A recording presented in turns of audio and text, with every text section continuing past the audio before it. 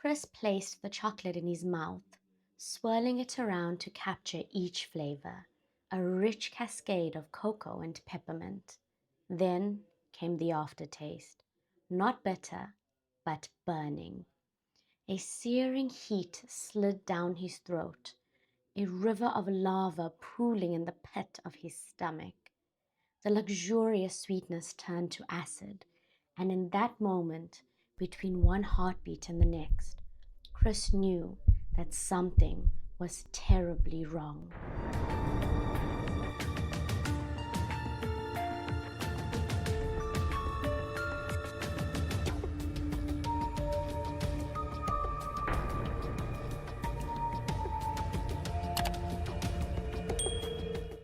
Welcome to Murder and Mystery Mzansi.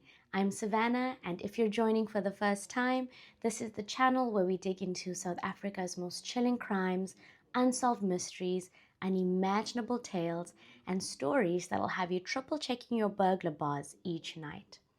Remember to like, follow, subscribe so you don't miss a thing. And remember, in Mzansi, even the shadows have stories to tell. This channel discusses real crimes, stories, and sensitive topics. The views expressed are of my own and do not reflect the views of those involved. Viewer discretion is advised. Today, we'll be heading to the small town of Swellendam in the Western Cape, where a deadly delivery arrives in the mail. Addressed to attorney Chris Taylor are chocolates laced with something far more sinister than sugar. Let's unwrap this cold case. Here's episode 2, A Killer Treat.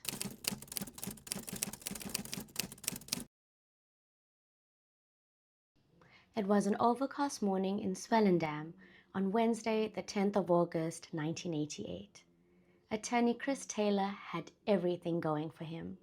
Just 10 days prior, he had become a partner in the reputable law firm Powell and Kelly Attorneys at Law. Things with his other partner were also evolving, as his relationship with Estelle was better than ever. Chris joyfully stepped into his office and was handed his mail by his work partner. Among the mail was a puffed brown envelope. "I hope it's not a letter bomb," Chris's partner joked. Chris excitedly opened the envelope, and inside was a letter, a questionnaire, and 2 chocolates encased in a rectangular white pillbox. The letter appeared to be from Beacon Chocolates and was sent by the marketing director in Cape Town for market research purposes. The letter requested that Chris provide feedback on the new and ironically named That's Nice Superfine chocolates by completing the questionnaire and returning it in the enclosed prepaid envelope. It stated, "When we receive your answer, we will post to you, free of charge, a lovely gift wrap selection of our finest That's Nice chocolates as a token of our thanks for your participation." Chris was flattered that he was one of the select few chosen to provide feedback on this new chocolate. Although he was unsure that Beacon had actually sent the letter, he had no reason to suspect that it would be anything but nice. As Chris walked to his secretary, Jeanette desk, he put one of the chocolates in his mouth, swirling it around to be as accurate as he could with his questionnaire. It had a peppermint filling and a metallic taste, almost resembling the taste you'd get from licking a metal spoon. The core was harder than he expected, and not usual for something with a peppermint filling. An uncomfortable, burning sensation flooded Chris's mouth, and as he swallowed, fire surged down his throat, pooling like lava in his stomach. Ignoring the faint unease creeping over him, Chris grabbed his pen and began scribbling on the questionnaire. Chocolates left burning sensation in mouth and had hard inner core. Jeanette, his secretary, who was 7 months pregnant at the time, bit into the other chocolate. It was at this point Chris realized that something was wrong. "Jeanette, don't swallow," he said. "Spit it out. These chocolates, they're old or something." She immediately spat the chocolates out. As the nausea took over, Chris stumbled to the toilet and began throwing up uncontrollably. After what felt like an eternity, Chris loosened his grip from the toilet bowl and stumbled towards the reception area, only to hear the receptionist's dreadful update. Beacon Sweets did not send the chocolates, and no such promotion or chocolates even existed.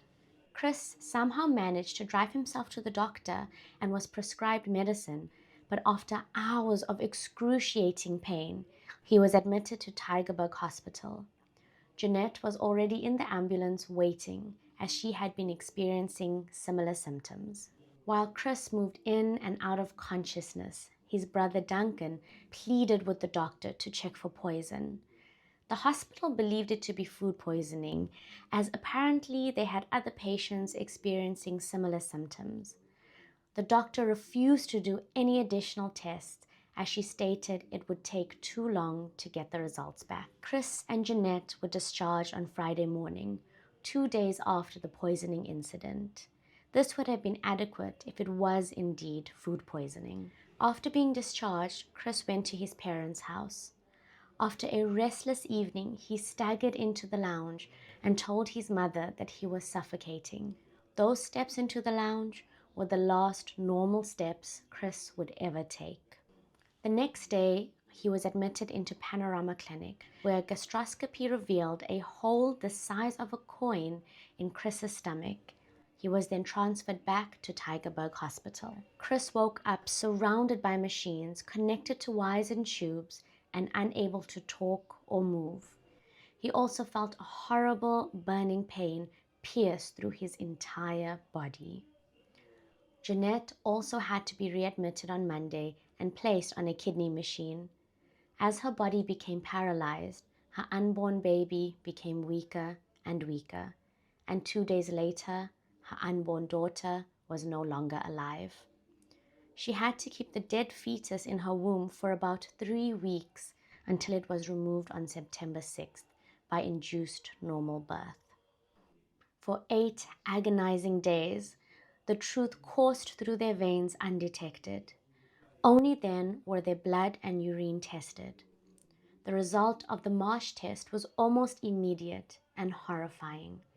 Their bodies were saturated with arsenic.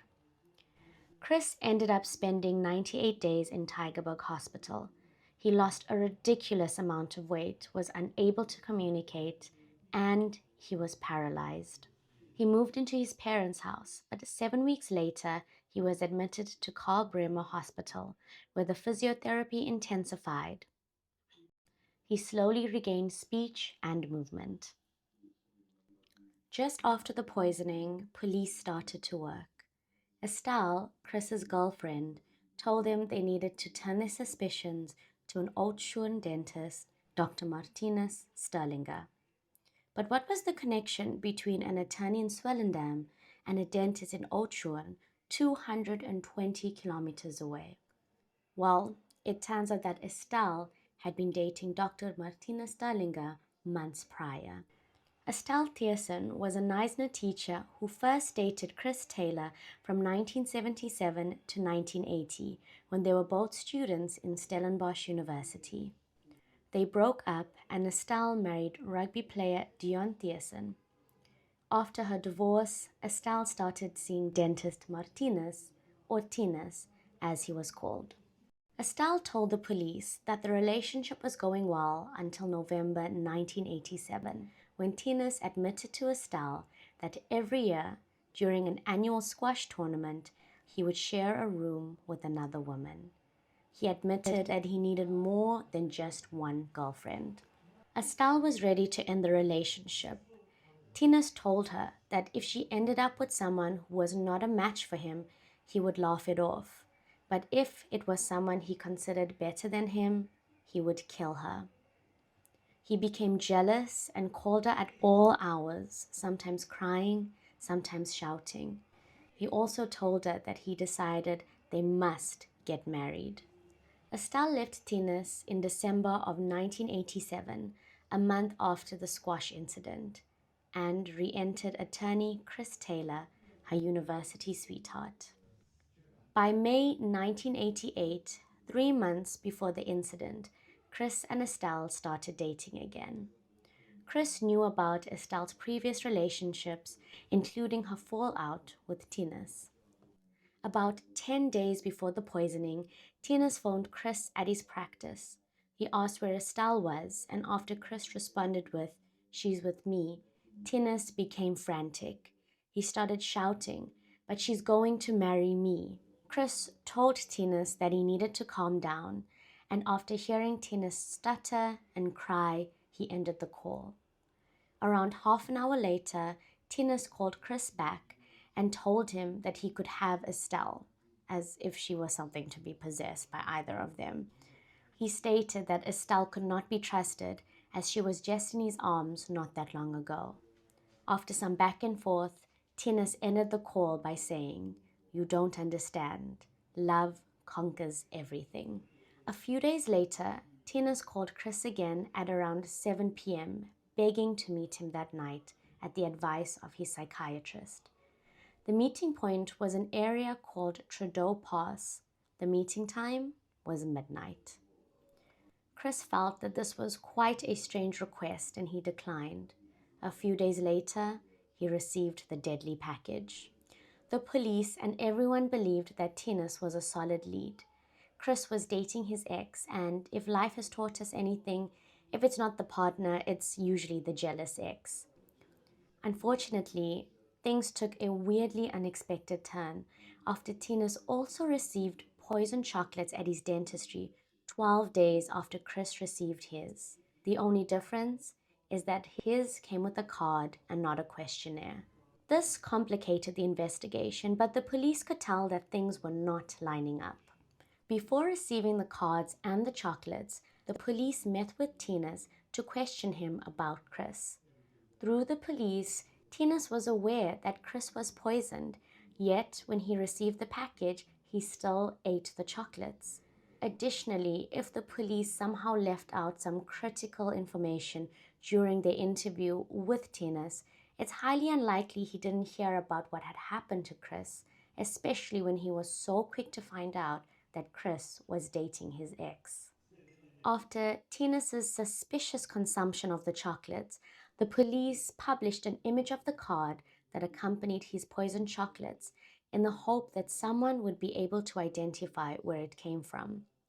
Tinas's longtime friend, Susan Conradi, came forward, informing the police that she's the one that had sent the letter to Tinas a few years prior. On the 24th of August, 1989, 1 year and 14 days after that fateful day, the case began at the Cape Supreme Court. Dr. Martina Sterlinger was charged with 2 accounts of attempted murder and 1 account of attempting to defeat the ends of justice, a charge based on his attempts at misleading the police about the origins of the card. As expected, he pleaded not guilty to both charges. A number of witnesses took the stand, including Tinas's physician, who mentioned that Tinas admitted he could not accept the fact that the relationship was over because they were going to get married. Tinas's psychiatrist also took the stand and told the court that he never advised Tinas to meet Chris that night, days before the poisoning. The psychiatrist also mentioned that even though Tinas never admitted to still having a sexual relationship with Estelle, his attitude and high emotions the past few months after their breakup could indicate that they were possibly still intimate.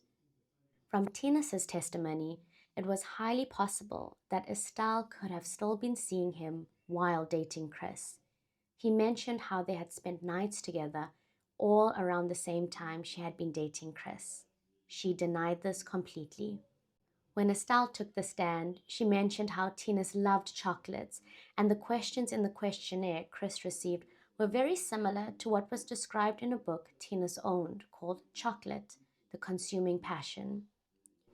The doctor that treated both Chris and Jeanette also treated Tinas after he complained of feeling ill once consuming the chocolates that he received. The doctor expected Tinas to be in the same state as Chris and Jeanette, but he mentioned that Tinas looked quite healthy and even robust. It was also established that the chocolates sent to Chris was more than 10 times the lethal dose, While Tinas had such a low amount of arsenic in his system, it would have barely raised any suspicion at all. When on the stand, Tinas admitted that he was aware of what had happened to Jeanette and Chris, but he still decided to eat the chocolates he had received, which is absolutely insane and pretty suspicious if you ask me. Tinas said that he loved chocolate, and when he received the package, he simply couldn't resist. A dentist with a sweet tooth? How ironic. On the 29th of November 1988, a year and almost 4 months after Jeanette and Chris were poisoned, Tinas was acquitted on the murder charges, but he was found guilty of defeating the ends of justice. The police proved that Tinas sent the card to himself, but there was no definitive way to prove that he sent the chocolates to himself too, even though they were sent together. The judge, Mr. Justice van Niekerk, said there was too much circumstantial evidence which could not prove beyond a reasonable doubt that Tinas attempted to kill Chris. Additionally, the date stamp on the envelope Chris received could not be read clearly. It was unclear if the date was the 25th or the 29th. Tinas's attorney pushed the idea that the date looked like the 29th, which was a day Tinas could prove that he was not in Cape Town to post the letter. Without a clear date, there was no definitive way to determine Tinas's guilt. On the 30th of November, Tinas was fined 5,000 Rand or 12 months imprisonment. 5,000 Rand is estimated to be about 50,000 Rand in 2025. As stated in the Cape Argus by reporter Linda Galloway, the judge, Mr. Justice A.M. van Niekerk, said that Sterlinger was a relatively young man with an impressive academic and sporting record, and he did not believe that a prison sentence would serve any purposes. Tinas paid the 5,000 Rand fine and was barred from practicing dentistry for 6 months.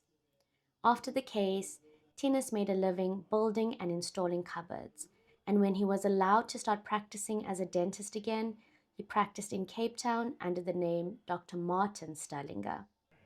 Chris Taylor is still partially paralyzed today. When reflecting on his trials, he refuses to be negative, and he says he would never be as happy as he is today if it were not for that poisoning incident. And so, let this be a warning. If you ever receive a mysterious package in the mail, be very careful. A decadent treat can very easily turn into something deadly. Thank you so much for joining me for episode 2 on Murder and Mystery Mzansi. I'd love to hear your thoughts on this case, so leave a comment below. I will see you all next time for episode 3.